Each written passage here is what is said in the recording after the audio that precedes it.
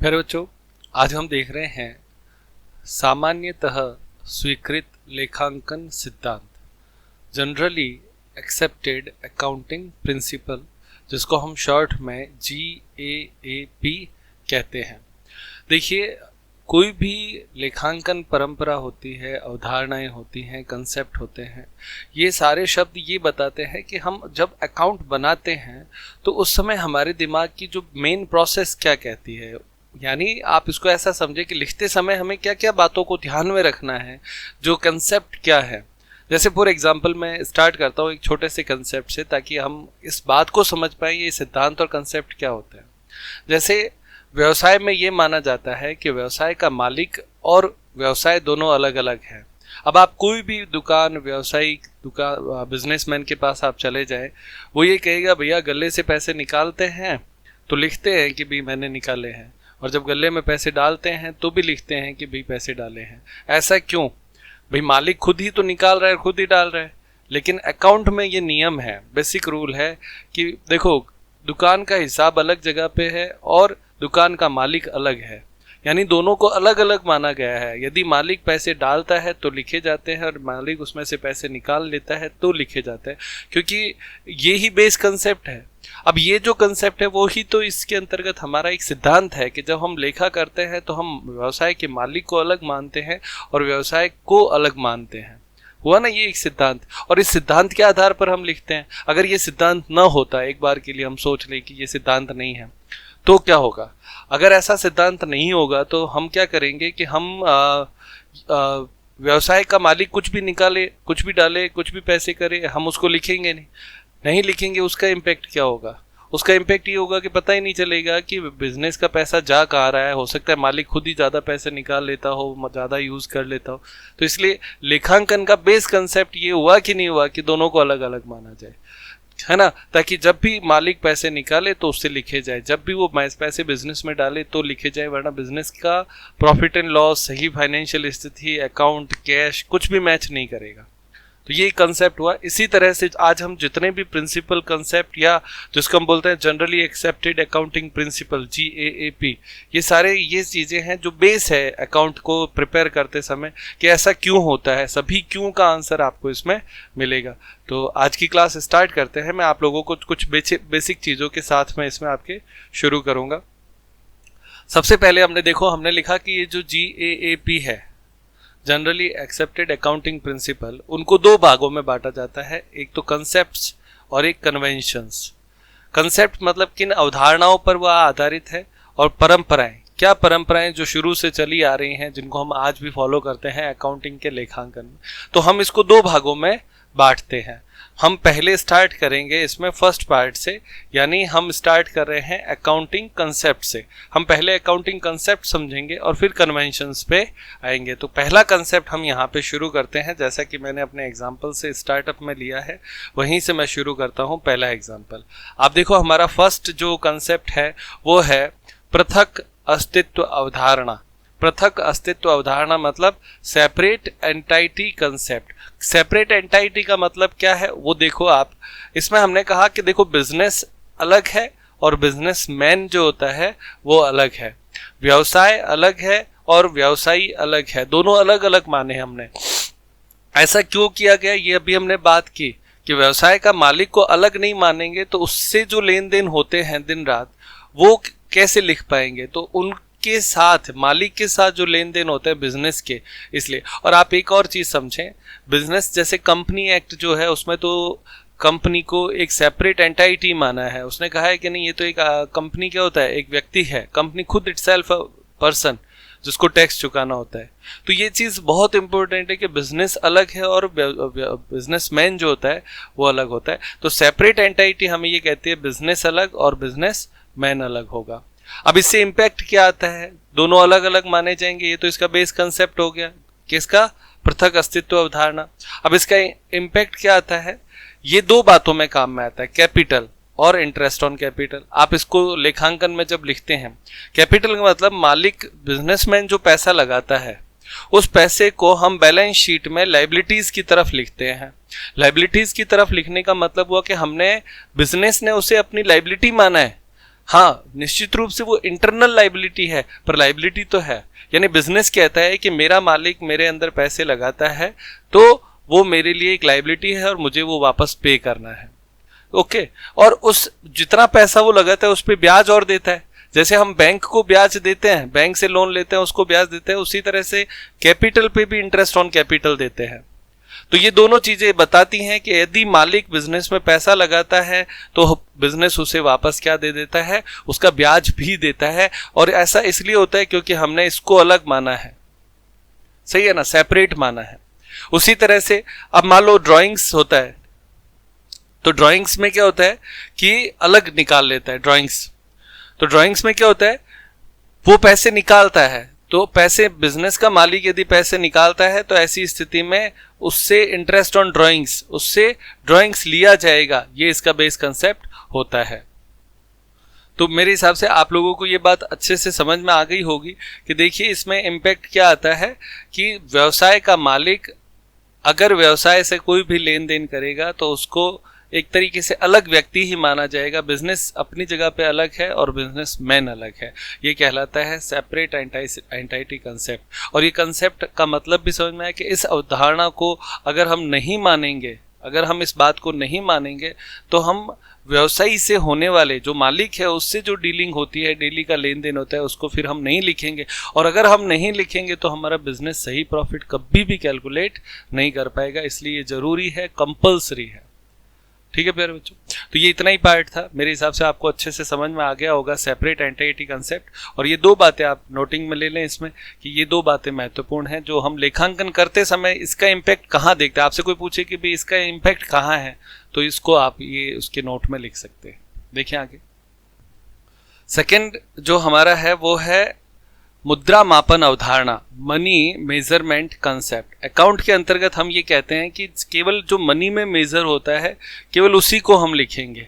अब ये भी एक अवधारणा है ना, और ये अवधारणा ये कहती है कि आप केवल पैसे से संबंधित बातों को ही अकाउंट में लिखें। क्योंकि देखो ये भी एक महत्वपूर्ण है, पैसे के अलावा अगर कोई चीज़ हम लिखेंगे तो उसका अकाउंट में उसका कोई मतलब भी नहीं रहता है। अकाउंट संख्याओं को बताता है, संख्याओं से रिलेटेड है, जिसमें कुछ पैसे का लेन देन हो, आना जाना हो, उन्हीं को लिखा जाता है। और वो एक मैंने कहा एक आर्थिक इतिहास होता है अकाउंट। तो उसमें केवल मनी मेजरमेंट कंसेप्ट को बेस रखा जाता है, अन्य बातों को नहीं लिखा जाता है। कौन सी अन्य बातें?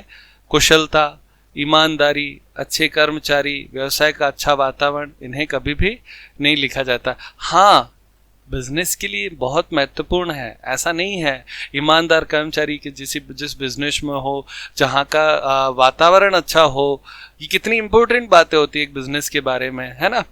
अच्छे कार्यकुशल व्यक्ति हों, स्किल्ड पर्सन काम करते हों, मैनेजर्स बहुत अच्छे हों, ये सारी चीज़ें महत्व रखती हैं, बहुत महत्व रखती हैं।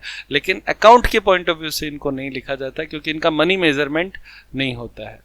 तो ये इसमें एक इम्पोर्टेंट अवधारणा है कि केवल पैसे से संबंधित बातों को ही लिखा जाएगा।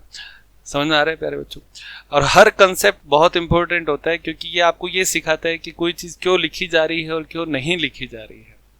थर्ड देखिए, निरंतरता की अवधारणा, गोइंग कंसर्न कंसेप्ट, ये भी बहुत महत्वपूर्ण है। गोइंग कंसर्न कंसेप्ट ये कहता है कि बिजनेस हमेशा चलता रहेगा, business will be for always, हमेशा के लिए है।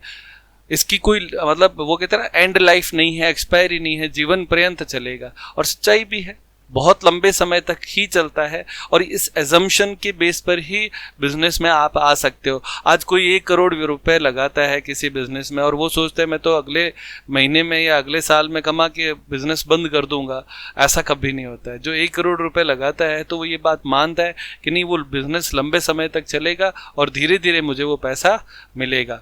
तो ये गोइंग कंसर्न कंसेप्ट ये कहता है कि बिजनेस हमेशा लंबे समय तक चलता रहेगा। तो इसमें हमने कुछ बातें लिखी है। Long life of a business, पहला कंसेप्ट यही है इसमें। गोइंग कंसर्न का मतलब है कि लंबे समय तक बिजनेस चलता रहेगा। और इसका इम्पैक्ट क्या आता है? तो इम्पैक्ट होता है डेप्रिसिएशन। हम क्या करते हैं, 1 करोड़ रुपए की मशीन लेके आए, ठीक है ना, तो उस मशीन पे डेप्रिसिएशन हम लगाते हैं। हम ये कहते हैं कि ये मशीन 10 साल चलेगी, तो हम उसके खर्चे को क्या करते हैं, डिवाइड बाई 10 कर देते हैं। जो मशीन की कॉस्ट थी डिवाइड बाई 10 ईयर्स करते हैं, तो हर साल हम क्या लिखते हैं, डेप लिख देते हैं। तो ये जो डेप्रिसिएशन है वो इसी बेस पे तो है कि मशीन तो 10 साल चलेगी ही, लेकिन बिजनेस हमेशा चलता रहेगा। हम अच्छे की कल्पना में चलते हैं, और ये तो गोइंग कंसर्न कंसेप्ट तो हम अपने जीवन से भी सीख सकते हैं। हम इसी कंसेप्ट के आधार पर ही तो हम सारी चीज़ें करते हैं कि नहीं बिजनेस हमेशा चलेगा, है ना। इसी का एक और पार्ट है राइट ऑफ करना, अपलेखन करना। हमारे जितने भी लॉसेज होते हैं उनको धीरे धीरे हम राइट ऑफ करते हैं। बहुत बड़े स्तर पर होते हैं तो हम ये नहीं कहते कि नहीं अरे ये तो लॉस हो गया इसी साल लिख दो, नहीं। लंबा लॉस है, बड़ा घाटा हुआ है, तो उसको धीरे धीरे अकाउंट में राइट ऑफ करते रहते हैं। तो ये राइट ऑफ करने की जो परंपरा होती है ये भी इसी बात को बताती है कि बिजनेस लंबा समय तक चलेगा। गोइंग कंसर्न कंसेप्ट, निरंतरता की अवधारणा, व्यवसाय हमेशा चलता रहेगा। देखिए आगे नेक्स्ट है लागत की अवधारणा, कॉस्ट कंसेप्ट। ये भी इंपॉर्टेंट है, जिसे हिस्टोरिकल कॉस्ट कंसेप्ट भी बोला जाता है। हिस्टोरिकल कॉस्ट कंसेप्ट बोल दो चाहे कॉस्ट कंसेप्ट बोल दो, इसके अंतर्गत हम एक चीज ही समझ रहे हैं कि अकाउंट में जो भी लेखा होता है वो कॉस्ट के बेस पर होता है। जैसे मान लो फॉर एग्जांपल हमने यहाँ पे 2 बातें लिखी हैं, assets is shown at a purchase price, है ना। Assets is shown and purchase price का मतलब जैसे मान लो हमने एक लैंड खरीदी, जमीन खरीदी, ठीक है, वो हमने 10 लाख रुपए में खरीदी और 2001 में खरीदी। तो 2001 में जब हमने उसको 10 लाख रुपए में खरीदा, आज 2023 में उसकी वैल्यू मान लो 50 लाख हो गई, तो भी अकाउंट में हम उसे 10 लाख ही लिखेंगे। हर स्टूडेंट ये कहेगा सर ऐसा क्यों होता है? ऐसा इसलिए क्योंकि अकाउंट मैच नहीं करेगा ना। आप बढ़ा तो दोगे उसकी वैल्यू, हम बेचेंगे तो उसका पैसा 50 लाख मिल सकता है, सही है ना। अदरवाइज तो वो 10 लाख की खरीदी, अब आप अकाउंट में एक तरफ जैसे ही 10 लाख लिखते हो उसकी जगह पे हटाकर आप 50 लाख कर देते हो, तो उसकी जो डिफरेंस अमाउंट 40 लाख है उसको कैसे लिखोगे? ये बड़ी समस्या उत्पन्न होती है। इसीलिए, और एक और चीज, वो वेरीफाई भी नहीं करेगा। हमने जब खरीदा था तो हमारे कागजात, पेमेंट, सारी चीजें जो है वो 10 लाख के आधार पर बनी हुई है, तो अकाउंट का वेरिफिकेशन भी इसी बात से हो पाता है। तो सेकंड पॉइंट हमने लिखा है वेरिफिकेशन ऑफ अकाउंट्स। अगर हम कॉस्ट कंसेप्ट को छोड़ देंगे तो वेरिफिकेशन कैसे होगा? क्योंकि अगर हम एसेट्स के मूल्य कभी बढ़ाते हैं कभी घटाते हैं और ऐसा हम रेगुलर करते हैं तो हमारे बिजनेस की विश्वसनीयता खत्म होती है। इसलिए इसमें कॉस्ट कंसेप्ट होता है। हाँ, निश्चित रूप से जिस दिन मान लो किसी भी दिन वो लैंड बेची गई तो बेचने से जो आया 50 लाख रुपए, तो उसमें हम ये कह सकते हैं भी हमारा कैपिटल गेन हुआ, उसे प्रॉफिट के रूप में दिखा सकते हैं, वो बाद की बात है। लेकिन अगर जब तक नहीं बेचते तब तक तो उसकी वैल्यू 10 लाख ही मानी जाएगी, सही है ना। बहुत सीधा सीधा कंसेप्ट है। बेचते हैं तो उसकी वैल्यू मिलेगी, पर उस वैल्यू के बेस पे अकाउंट नहीं बना जा सकता है। अकाउंट को तो हिस्टोरिकल कॉस्ट बेस या कॉस्ट बेस पर ही लिखा जाता है। और वो वेरिफिकेशन वाला पॉइंट भी आप समझ रहे होंगे। वेरिफिकेशन का मतलब 10 लाख में हमने उसे खरीदा तो हमारे पास सारे डॉक्यूमेंट 10 लाख के हैं, तो हमें उसे अकाउंट में भी 10 लाख में ही दिखाना पड़ेगा, इससे वेरिफिकेशन हो पाएगा। अगर हम वैल्यू घटा बढ़ा के लिखने लगे तो हमारी एसेट्स का वैल्यूएशन कैसे होगा, वेरिफिकेशन कैसे होगा? आपको पता है हमारे पास वाउचर तो 10 लाख का ही है ना, बिल हमारे पास 10 लाख का ही है, पेमेंट डिटेल 10 लाख की है, तो हम उसको कैसे लिख सकते हैं कम पे के या ज़्यादा पे, दोनों ही स्थिति में? क्योंकि अगर मान लो ऐसी परंपराएं हम डाल दें कि हम हमेशा ही इसको कभी बढ़े हुए मूल्य पे लिखेंगे और कभी घटे हुए मूल्य पे लिखेंगे, तो हमारे अकाउंट की विश्वसनीयता खत्म होती है। तो दोनों ही पॉइंट बहुत इंपॉर्टेंट है। इस कंसेप्ट का फर्क क्या पड़ता है हमारे अकाउंट पे? एक, एसेट्स को हम परचेज प्राइस पे दिखाते हैं, दूसरा इस कंसेप्ट को अपनाने से हमारा वेरिफिकेशन ऑफ अकाउंट भी होता है, अदरवाइज नहीं हो पाता। तो ये एक बहुत बड़ी कंसेप्ट है जिसको हमेशा ही अकाउंट में माना जाता है। इसको नहीं मानेंगे तो अकाउंट की वैल्यू ही खत्म हो जाएगी। नेक्स्ट देखें, 5वां पॉइंट, द्विपक्ष अवधारणा, dual aspect concept. Dual aspect का मतलब डेबिट साइड और क्रेडिट साइड। हम जो भी ट्रांजैक्शन करते हैं उसका प्रभाव 2 भागों पर पड़ता है, एक डेबिट पे और एक क्रेडिट पे, और सेम अमाउंट से। इसलिए इसको ड्वेल एस्पेक्ट कहा जाता है कि कोई भी ट्रांजैक्शन, जैसे हमने कहा 5,000 रुपए में एक मशीन खरीदी, ठीक है ना। तो 5,000 रुपए में जब आप मशीन खरीदते हो तो उस 5,000 रुपए की मशीन खरीदने से इम्पैक्ट क्या हुआ? मशीन आपके प्लस हो गई और कैश जो है वो माइनस हो गया। एक पे डेबिट इम्पैक्ट आया और एक पे क्रेडिट इम्पैक्ट आया, जिसकी हम जर्नल एंट्री अगर मैं आपको लिख के बताऊं तो ये होगा machine account DR to cash. तो एक डेबिट हुआ और एक क्रेडिट हुआ, तो डबल इम्पैक्ट हुआ ना। तो ये डेबिट और क्रेडिट हर ट्रांजैक्शन का डबल इम्पैक्ट होता है, इसीलिए इसे कहा जाता है ड्वेल एस्पेक्ट कंसेप्ट। और अकाउंटिंग जिसको हम मानते हैं कि आज जो अकाउंट सारा डिपेंड करता है वो इसी डेबिट और क्रेडिट पे डिपेंड करता है, क्योंकि हम दोनों प्रभावों को लिखते हैं। हमारा जो अकाउंटिंग का तरीका क्या है, हम दोनों पे डेबिट इम्पैक्ट को भी लिखते हैं और क्रेडिट इम्पैक्ट को भी लिखते हैं, इसीलिए हमारा अकाउंट हर बार डेबिट और क्रेडिट साइड इक्वल करता है, वेरिफिकेशन होता है, बैलेंस शीट के दोनों पक्ष बराबर होते हैं, क्योंकि हम ड्वेल एस्पेक्ट दोनों ही पक्षों को लिखते हैं। और दोनों पक्ष का मतलब हर ट्रांजैक्शन के दो पक्ष होते हैं, एक डेबिट और एक क्रेडिट। आप चाहे कोई भी ट्रांजैक्शन उठा के देख ले, हर ट्रांजैक्शन में ऐसा आता है। नेक्स्ट देखें 6th पॉइंट,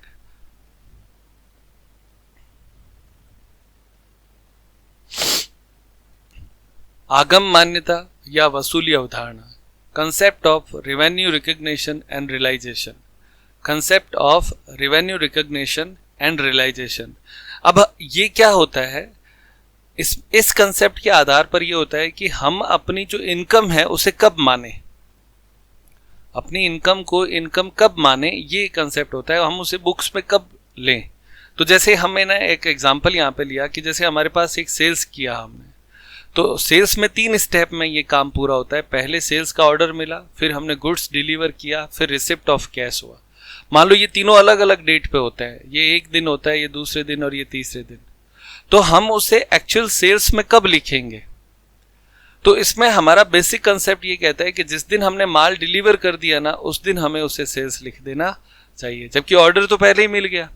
तो ये चीज क्या होती है, रेवेन्यू रिकॉग्निशन का मतलब हमारी इनकम कब प्राप्त मानी जाए, वो मानी जाए तो जिस दिन हम गुड डिलीवर कर देते हैं तभी हम उसे इनकम मानेंगे। अगर हमने गुड इसको डिलीवर नहीं किया है तो ऐसी स्थिति में उसको हम नहीं मानेंगे। ऑर्डर हो सकता है 2 महीने पहले ही मिल गया, पर माल हमने अब तक उसको पहुंचाया ही नहीं, तो जब तक उस माल को हम वहां तक नहीं पहुंचा दे जहां तक पहुंचाना था, तब तक हम उसे सेल्स के रूप में कभी भी नहीं लिख सकते हैं। यही कहलाते हैं रेवेन्यू रिकॉग्निशन या रियलाइजेशन कंसेप्ट। यानी जिस दिन हमारे ये रियलाइज्ड हो जाए, काम हो जाए, तो ही मानना है, अदरवाइज नहीं मानना है। इसके एक्सेप्शन क्या है, अपवाद क्या है, जैसे सोने की खान। अब सोने की खान में क्या होता है, जैसे ही सोना निकलता है उसी समय मान लिया जाता है कि इतना हमने क्या है सोना निकाला है, उसे बेचा हुआ मान लिया जाता है, क्योंकि बिकेगा तो सही। बड़े बड़े ठेके होते हैं, लॉन्ग टाइम तक चलने वाले कॉन्ट्रैक्ट होते हैं, तो वो कॉन्ट्रैक्ट मान लो 10 साल तक कॉन्ट्रैक्ट चलने वाला है, तो उस 10 साल का इंतजार नहीं किया जाएगा कि 10 साल में ये प्रोजेक्ट पूरा तैयार होगा, जब हम उनसे डिलीवर कर देंगे कि भाई हाँ ये प्रोजेक्ट तैयार हो गया, अब आप हमें रेवेन्यू रिकॉग्निशन हो। नहीं, ऐसे में क्या होता है, हर साल जितना हिस्सा, जैसे मान लो पहले साल में 20% हिस्सा पूरा हुआ तो 20% को रेवेन्यू रिकॉग्निशन यानी उसकी इनकम मान ली जाती है। किस्तों पर माल बेचना, अब ये भी बहुत इंपॉर्टेंट होता है। जैसे हमने मान लो कोई कार खरीदी और वो इंस्टॉलमेंट में हमने खरीदी हुई है ना, तो इंस्टॉलमेंट में खरीदी हुई है, तो इंस्टॉलमेंट में जैसे जैसे इंस्टॉलमेंट आती जाएगी वैसे वैसे रेवेन्यू रिकॉग्निशन होगा। यानी वहाँ पे ये चीज़ नहीं लागू होती है कि जिस दिन डिलीवरी हो जाएगी पूरी कंप्लीट उस दिन हो जाएगा, नहीं, जैसे जैसे किस्तें आती जाएंगी वैसे वैसे उसका माना जाएगा कि ये इतनी रेवेन्यू हमारे पास आ गई है। इसी को रेवेन्यू रिकॉग्निशन बोलते हैं। समझ में आया होगा बच्चों। पैसे का आना, बहुत सिंपली मैं आपको ये कहूँ कि हम अपने कब माने कि ये हमारी अब इनकम हो गई, तो इसने ये एग्जांपल बताए यहाँ पे कि देखो सामान्य बिजनेस में तो ये है कि जिस दिन आप डिलीवरी कर देते हो ना उस दिन आपके मान लिया जाता है। हाँ, अगर मान लो आप डिलीवरी कर देते हो और आपको वो कहता है कि मैं 10 दिन बाद में आपको पैसे दूंगा, ठीक है, लेकिन अगर आपको ऐसा लगता है कहीं पे भी कि ये डाउटफुल केस है, ये पैसा पता नहीं आएगा या नहीं आएगा, तो ऐसी स्थिति में आप रिसिप्ट ऑफ कैश जिस दिन होता है ना उसी दिन उसको अपने सेल्स में लिखोगे, अदरवाइज नहीं लिखोगे। तो ये भी एक इम्पोर्टेंट पार्ट होता है। तो ये डिपेंड कई बार क्या करता है, बिजनेसमैन पे डिपेंड करता है कि उसको कैसे माने। पर सामान्य स्थिति में यदि आप ये कहते हो गुड्स या सर्विस जिस दिन आप उसको दे देते हो सामने वाले व्यक्ति को, उस दिन सेल्स मान लिया जाना चाहिए। तो ये हर बेसिक कंसेप्ट है कि जिस दिन आप काम पूरा करो तभी मानो, अदरवाइज नहीं मानो। अपवाद के रूप में मैंने आपको बता दिया, जैसे किस्तों में है तो जिस दिन माल तो हमने बेच दिया पहले दिन ही, अब किस्तें इसकी 12 महीनों में 12 किस्तें आएंगी, तो उसमें हम क्या करेंगे, जैसे जैसे किस्तें मिलती जाएंगी ना, इंस्टॉलमेंट मिलती जाएंगी, वैसे वैसे ही उसको सेल्स मानेंगे या रिवेन्यू रिकॉग्निशन मानेंगे, एक साथ नहीं मानेंगे। तो ये भी इसमें एक कंसेप्ट आता है। तो ये इसके अपवाद भी हैं, तो ये भी अपने को याद रखने हैं। देखिए आगे नेक्स्ट आपके है 7th पॉइंट, आय व व्ययों के मेल की अवधारणा, मैचिंग कंसेप्ट। ये बहुत इंपॉर्टेंट कंसेप्ट है। मैचिंग कंसेप्ट का मतलब होता है कि हम अपने आय और व्ययों को मैच करें। अब आय और व्ययों को मैच करने का कंसेप्ट यहाँ पे ये भी आप विशेष रूप से माने कि जो जैसे मान लो मैं 1 साल का 1 ईयर का इनकम लिख रहा हूँ, है ना, तो मुझे एक्सपेंडिचर भी 1 ईयर के लिखने हैं, चाहे उसका भुगतान हुआ है या नहीं हुआ है। पीरियड ऑफ अकाउंटिंग को हमें ध्यान में रखते हुए उसको लिखना चाहिए। अगर हम 1 साल की इनकम ले रहे हैं तो 1 साल के खर्चे, यदि हम 6 महीने की इनकम लिख रहे हैं तो 6 महीने के खर्चे, अगर हम 3-3 महीने से अकाउंट बना रहे हैं तो 3-3 महीने के खर्चे लिखे जाएंगे। यही मैचिंग कंसेप्ट है। एक ये होता है कि हर, जैसे मान लो हमारे 4 बिजनेस हैं, 1 2 3 4, तो चारों की अलग अलग इनकम है, उनमें से चारों के ही एक्सपेंसेस अलग अलग हटाए जाएंगे। ये इसमें इंपॉर्टेंट याद रखना है। यानी हर अपने बिजनेस की इनकम, यानी जिस हेड की इनकम है उसी हेड का एक्सपेंडिचर उसमें से घटाया जाना चाहिए। तो मैचिंग कंसेप्ट को हम इस तरीके से भी दे सकते हैं, समय के आधार पर मैचिंग भी दे सकते हैं और इनकम के जनरेशन के आधार पर भी हम मैचिंग दे सकते हैं। ये मैचिंग कंसेप्ट है, मेरे हिसाब से आपको अच्छे से समझ में आया होगा। अब ये मैंने इसके एग्जाम्पल लिए मैचिंग कंसेप्ट के। यहाँ पे ये मैचिंग कंसेप्ट क्या है, जैसे मान लो हमने 1 ईयर का आपके इनकम लिया, ठीक है, तो 1 ईयर का इनकम लेते हैं तो खर्चे जो है, हमने कहा आउटस्टैंडिंग एक्सपेंसेस। आउटस्टैंडिंग एक्सपेंसेस का मतलब होता है बकाया खर्चे। मान लो हमारे पास वेजेस थी, तो वेजेस हमने क्या करा, 6 महीने का चुकाया, लेकिन 6 महीने का अभी तक नहीं चुकाया। चूंकि हमने इनकम 1 साल की लिखी है, इसलिए 6 + 6 12 महीने का टोटल हमें आपके से ये वेजेस लिख देना चाहिए। तो अगर आउटस्टैंडिंग है, आउटस्टैंडिंग शब्द का मतलब होता है बकाया, तो यदि बकाया कोई खर्चा है तो भी लिखा जाएगा, क्योंकि हम इनकम पूरे साल की ले रहे हैं तो खर्चा भी पूरे साल का लेना है। ये मैचिंग कंसेप्ट है। प्रीपेड एक्सपेंसेस घटा दिया जाता है। घटाने का मतलब हमने खर्चा, इनकम लिया है वो आपके लिया है 12 महीने का और खर्चा हम लिख रहे हैं 13 महीने का, ऐसा नहीं हो सकता है। जो 1 महीने का हमने एक्स्ट्रा दिया है ना, वो 1 महीने का एक्स्ट्रा वापस घटा दो, क्योंकि वरना वो मैच नहीं करेगा।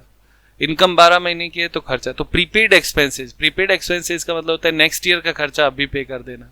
तो अगर नेक्स्ट ईयर का खर्चा अभी पे कर दिया है तो आप उसे वापस लेस करो, क्योंकि इनकम 1 साल की ले रहे हैं तो खर्चा भी 1 साल का ही लेना है। अनअर्न्ड इनकम माइनस करते हैं। जैसे मान लो हमने कहा कि भाई हम 1 ईयर का ही इनकम लेते हैं, तो अब अनअर्न्ड इनकम का मतलब होता है जो इनकम हमने कमाई नहीं है अभी तक। तो अगर कोई ऐसी इनकम है जो हमने अभी तक कमाई नहीं है तो उसको हम वापस लेस कर देंगे। अनअर्न्ड इनकम, जो इनकम हमने नहीं कमाई।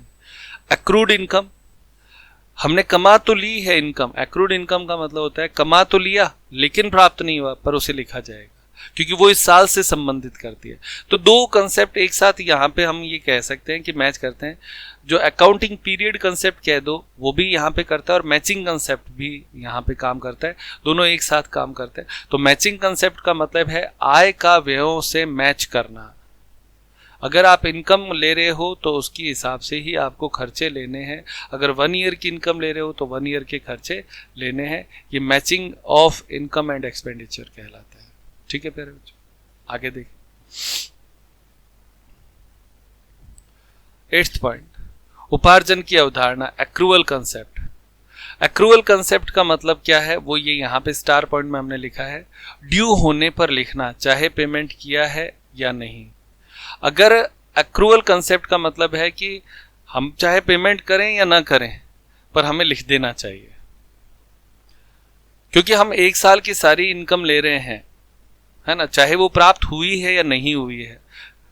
आ रही बात, जिसको हम बोलते हैं कमा तो लिया लेकिन प्राप्त नहीं हुआ, पर हम उसे लिखेंगे। ये एक्रूवल बेस कंसेप्ट है, क्योंकि हम पूरे साल का प्रॉफिट एंड लॉस निकालते हैं। मान लो मैंने सेल्स किया, तो सेल्स में 2 हिस्से होते हैं, कैश और क्रेडिट।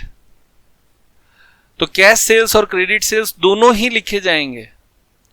तो यहां पे जब हम क्रेडिट सेल्स को लिखते हैं, इसका मतलब है हम अक्रूवल को बेस मान रहे हैं।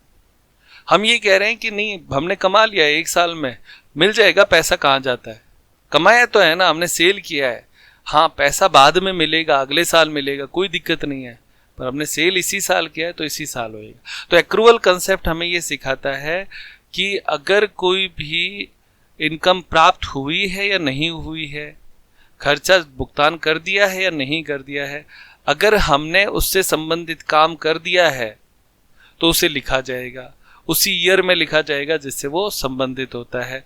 तो ड्यू और पेमेंट में जो आपके एक्रूवल कंसेप्ट है वो ये कहता है कि अगर आप पेमेंट करो चाहे नहीं करो कोई फर्क नहीं पड़ता है, लेकिन अगर वो ड्यू हो चुका है तो उसे लिख दिया जाना चाहिए। तो हमने यहाँ पे लिखा है ड्यू होने पर लिखना चाहे पेमेंट किया गया है या नहीं, पेमेंट हुआ या नहीं हुआ ये मैटर नहीं करता। तो इसके एग्जाम्पल है आउटस्टैंडिंग वेजेज। हम आउटस्टैंडिंग वेजेज को खर्चों में लिख देते हैं। आउटस्टैंडिंग वेजेज का मतलब बकाया मजदूरी हम लिख देते हैं अकाउंट में। क्यों लिख देते हैं? क्योंकि एक्रूवल कंसेप्ट ये कहता है कि हमने इससे संबंधित हमारा उन्होंने काम कर दिया है तो ये हमारे इस साल में आएगा। रेंट, आउटस्टैंडिंग रेंट लिखते हैं, कमीशन लिखते हैं, एक्रूड इनकम लिखते हैं। एक्रूड इनकम का मतलब हो गया कि हमारी ऐसी इनकम जो हमने कमा तो ली पर प्राप्त नहीं हुई, तो उसमें क्या कहा, एक्रूड इनकम। एक्रूड इनकम मतलब हमने इनकम कमा तो ली है, प्राप्त हो जाएगी कोई नहीं, अगले साल हो जाएगी, 2 महीने बाद हो जाएगी, साल भर बाद में पैसा दे देगा, पर हमने कमा तो लिया है ना, तो ये इनकम माना जाता है। फीस, कमीशन, ये सारे लिखे जाते हैं। इन सब बातों में एक ही बात इंपॉर्टेंट है, पेमेंट होना इंपॉर्टेंट नहीं है। अगर हमने उससे संबंधित काम कर दिया है या हमने उससे संबंधित काम ले लिया है, दोनों ही स्थिति में ड्यू होने के आधार पर उसको अकाउंट में लिख दिया जाता है। तो ये इसका एक कंसेप्ट है। आगे देखिए, लेखांकन अवधारणा, ये अपना लास्ट अवधारणा है। लेखांकन अवधारणा यानी अकाउंटिंग पीरियड कंसेप्ट। ये हम पहले ही मैंने कहा था, अकाउंटिंग पीरियड का मतलब हम पीरियड, अकाउंटिंग पीरियड क्यों मानते हैं वैसे। एक ये क्या होता है, जैसे कई बार लोग ये कहते हैं कि सर गोइंग कंसर्न कंसेप्ट का मतलब होता है कि जीवन पर्यंत चलता रहेगा। तो जीवन पर्यंत चलता रहेगा तो फिर ये आप ईयर क्यों मानते हो? तो ईयर इसलिए माना जाता है क्योंकि ये एक और अवधारणा है, accounting period concept. Accounting period होना चाहिए जो जनरली हमने कहा कि एवरी ईयर, प्रत्येक साल हम अकाउंट बनाते हैं। उसका कारण क्या होता है? उसका कारण होता है to calculate the profit and loss. यदि हम हर साल अकाउंट नहीं बनाएंगे, ईयरली बेसिस पर नहीं बनाएंगे, तो हम अपना प्रॉफिट एंड लॉस कैसे कैलकुलेट करेंगे? तो इसलिए होता है। और to inform to all the parties of the business, और हर साल हम अकाउंट बनाएंगे, अकाउंटिंग पीरियड को हम ध्यान में रखेंगे, हम प्रॉफिट एंड लॉस निकालेंगे, तभी तो हम जिन लोगों ने हमारे अंदर बिजनेस में पैसा इन्वेस्ट किया है, जिसे हम पार्टीज बोलते हैं, उन पार्टीज को सूचना दे पाएंगे कि बिजनेस अच्छा चल रहा है या नहीं चल रहा है। तो अकाउंटिंग पीरियड भी इंपॉर्टेंट हो गया ना। तो वो अकाउंटिंग पीरियड यही कहता है कि पीरियड के बेसिस पर अकाउंट बनाते रहने चाहिए। हर देश में ये लगभग 1 ईयर का रहता है, 1 ईयर होता है। जैसे अपने जनरली जो होता है वो है 1 अप्रैल से 31 मार्च हम फाइनेंशियल ईयर अपने मानते हैं। तो ये अकाउंटिंग पीरियड कंसेप्ट कहलाता है। तो बच्चों ये 9 कंसेप्ट में हमने ये बात की थी, आप उनको पीछे से रिवाइज करके देखेंगे तो मेरे हिसाब से आपको सारे याद हो जाएंगे। आप इसकी एक लिस्ट बना के अच्छे से इसको याद कर लेना और हर कंसेप्ट को ध्यान से वापस सुनना, तो सारी बातें आ जाएंगी। मैंने अपने इसमें जो वीडियो बनाया है इसमें सारी बातें डाल दी हैं, बेसिक। और एक और चीज़ देखिए, जो मैं यहाँ समझा रहा हूँ आप उसको बुक से अब पढ़ेंगे तो और अच्छे से समझ में आएगा। यानी मैं ये नहीं कहूँगा कि वीडियो देखने के बाद में आप सब कुछ समझ जाएंगे, नहीं, वीडियो देखने के बाद में आप बुक से और पढ़ें। जितना ज़्यादा बुक को पढ़ेंगे तो और बेहतर समझ में आएगा। तो कॉम्पिटिटिव एग्जाम्स होते हैं, जनरल एग्जाम्स होते हैं, आपका खुद का बेस कंसेप्ट हमने समझ लिया ना, अब उसको और बढ़ाओ नॉलेज को। तो बढ़ाने के लिए किताबों को भी आपको देखना चाहिए। देखिए आगे, अब हम नेक्स्ट पार्ट देखते हैं, लेखांकन परंपराएं। लेखांकन परंपराएं यानी अकाउंटिंग कन्वेंशंस, है ना। इसको परंपराएं मतलब जो हमेशा से चलती आ रही हैं, तो वो क्या क्या हैं वो हम इसको देखेंगे। तो स्टार्ट करते हैं कन्वेंशंस। सबसे पहली आती है रूढ़िवादिता की परंपरा, कन्वेंशन ऑफ कंजर्वेटिज्म। कंजर्वेटिज्म मतलब हम क्या कंजर्वेटिव, हम अब देखो कंजर्वेटिव सोच किसको बोलते हैं? जो बड़ा नेगेटिव सोचते हैं, तुम्हारी सोच बहुत छोटी है, तो कंजर्वेटिव का मतलब ये होता है। अब इसमें होता क्या है, इसके एग्जाम्पल से आप समझें। जैसे provision for bad and doubtful debts. Provision मतलब हम हमारे बैड डेट्स क्या होता है, बैड डेट्स होता है नुकसान। तो बैड डेट्स के लिए हम क्या करते हैं, पहले से ही प्रोविजन बनाने लगते हैं। हम ये कहते हैं यार ये भविष्य में ये नुकसान दिख रहा है मेरे को, तो इसके लिए पहले से ही प्रोविजन बना लो यार। मतलब हम कितना डरते हैं ना, नेगेटिव सोचते हैं कि भविष्य में होने की संभावनाओं के आधार पर हम प्रोविजन बना लेते हैं। डिस्काउंट, किसी को डिस्काउंट भविष्य में अपने को देना पड़ेगा तो उसके लिए प्रोविजन बना लेते हैं। वैल्यू ऑफ लोअर प्राइस, जैसे स्टॉक का वैल्यूएशन हम करते हैं तो उसका वैल्यूएशन हम मार्केट प्राइस और कॉस्ट प्राइस दोनों में जो कम होता है ना, लोअर प्राइस पे हम करते हैं। हम पॉजिटिव नहीं सोचते, हम सोचते नहीं यार ये क्या पता रेट कम हो गई तो हम कम वाले को बेस मानते हैं। प्रोविजन फॉर इन्वेस्टमेंट वैल्यू, हमारे पास कोई इन्वेस्टमेंट है उसका भी वैल्यू यदि हमें लगता है ना कि डिक्रीज होने की संभावना है तो उसके लिए भी हम प्रोविजन बना लेते हैं, इन्वेस्टमेंट के कम होने की संभावना है हमें।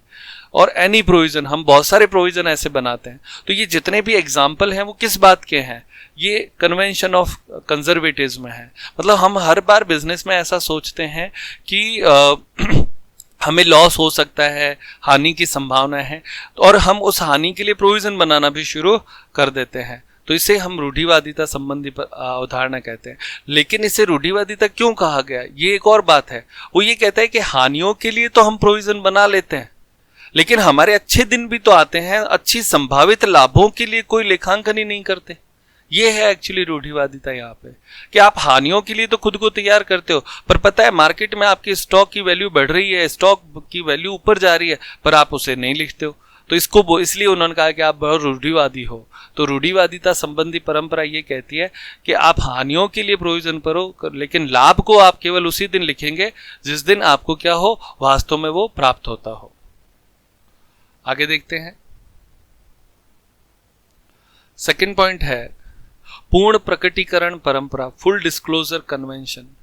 पूर्ण प्रकटीकरण का मतलब होता है कि अकाउंट बनाते समय एक अकाउंटेंट की यह रेस्पॉन्सिबिलिटी है कि वो अकाउंट की सारी डिटेल, इंपॉर्टेंट डिटेल, सब कुछ अकाउंट में प्रकट करे, दिखाए। अकाउंट इस तरह से बनाए कि उसमें सब कुछ नजर आए, कुछ भी छुपाया हुआ नहीं होना चाहिए। अकाउंट की हर बारीक से बारीक चीज को हमें लिखना चाहिए। ये कहलाता है पूर्ण प्रकटीकरण परंपरा, फुल डिस्क्लोजर कन्वेंशन। ठीक है, नेक्स्ट देखें थर्ड पॉइंट, महत्वता की परंपरा, कन्वेंशन ऑफ मटेरियलिटी। ये क्या होती है, ये इसका थोड़ा सा अपोजिट शब्द है ना। एक तरफ तो हम ये कहते हैं कि पूर्ण प्रकटीकरण का मतलब होता है कि जो कुछ भी हमारे बिजनेस की अकाउंटिंग चीजें थी उन सबको लिखो। दूसरी तरफ हम कहते हैं महत्वता, महत्वपूर्ण को लिखो। तो दो चीजें क्या अलग अलग होगी वो समझें, कोई अंतर नहीं है, एक ही बात है, पर समझने में तो जरूर अंतर आएगा। फुल डिस्क्लोजर का मतलब सारी बातें लिखो, कुछ छुपाओ मत। पर सारी बातें कौन सी लिखो, जो महत्वपूर्ण है वो आप सब अकाउंट में लिखो, ताकि जितने भी हमारे वो कहते हैं ना अकाउंटिंग पार्टीज होती है उनको पता चले कि देखो अकाउंट कैसे काम करता है। देखो बिजनेस में जो लोग पैसे इन्वेस्ट करते हैं ना, वो हर पल आपके अकाउंट पे नजर रखते हैं। तो अगर वो नजर रखते हैं तो आपको उनको सारी चीजें समझानी चाहिए। आप अपने अकाउंट्स को अच्छे तरीके से रिप्रेजेंट करोगे, बैंक में के सामने रिप्रेजेंट करोगे, क्रेडिटर्स, इन्वेस्टर्स के सामने अपने अकाउंट को अच्छे से रिप्रेजेंट करोगे, तभी तो वो आपको फाइनेंस करेंगे, है ना, आपके बिजनेस में पैसा लगाएंगे। तो ये दोनों ही बहुत महत्वपूर्ण है। ये कहता है सब कुछ बताओ, और सब कुछ में क्या बताओ, महत्व वाली सारी बातें बताओ। अब आप इसमें आप एक भी बात जरूर ध्यान रखना, अकाउंट में ऐसा कहीं नहीं है कि आप कम पैसे को लिखें और ज्यादा पैसे को नहीं लिखें। कोई व्यक्ति मेरे से पूछता है कि सर 1 रुपए का खर्च हमने कोई किया तो क्या उसे अकाउंट में लिखा जाएगा, तो मैं कहूँगा हाँ, 1 पैसे का होता तो भी लिखा जाता है। क्योंकि अगर हम 1 रुपए या 1 पैसे को भी नहीं लिखेंगे तो अकाउंट में उतने का गैप आएगा। और अकाउंट चूंकि इतना गणितीय रूप से सक्षम है कि 1 रुपए अगर आप प्रॉपर अकाउंटिंग रखते हो तो करोड़ों की गिनती में भी 1 रुपए का भी अंतर नहीं आएगा। यही तो अकाउंट की प्योरिटी होती है। इसलिए आप ये मत समझना, यहाँ पे डिस्क्लोजर का मतलब, यहाँ पे फुल डिस्क्लोजर मतलब जो हमारी पार्टीज है उनको 1-1 रुपए भले ही आप लिख के मत दे, आपके पास अकाउंट जो बने वो 1 रुपए तक के हिसाब को भी रखते हैं, 1 पैसे के हिसाब को भी रखता है, लेकिन उनको दिखाना उतना ही है जितना होता है। अब जैसे मान लो कोई मेरे से पूछता है सर जैसे हमारी जो एनुअल रिपोर्ट्स होती है, देखो हर कंपनी अपनी एनुअल रिपोर्ट बनाती है, अब उसके हजारों करोड़ों में उसकी अमाउंट्स होती है। अब वहां पे हम उसको हजारों करोड़ों में पैसे तक को दिखाएं वो नहीं होता है। हम वहां पे लिखेंगे 10 लाख है तो उसको 10 लाख लिख दिया, है ना, 10 करोड़ है तो 10 CR लिख दिया, तो ऐसा लिख सकते हैं। अब उसमें हम 10 करोड़ 65,56,675 पॉइंट ऐसा लिखने की जरूरत नहीं है, आप इसको ऐसा समझे। जो हम डिस्क्लोज करते हैं ना उस समय आप उसको राउंड ऑफ कर सकते हो। क्लियर?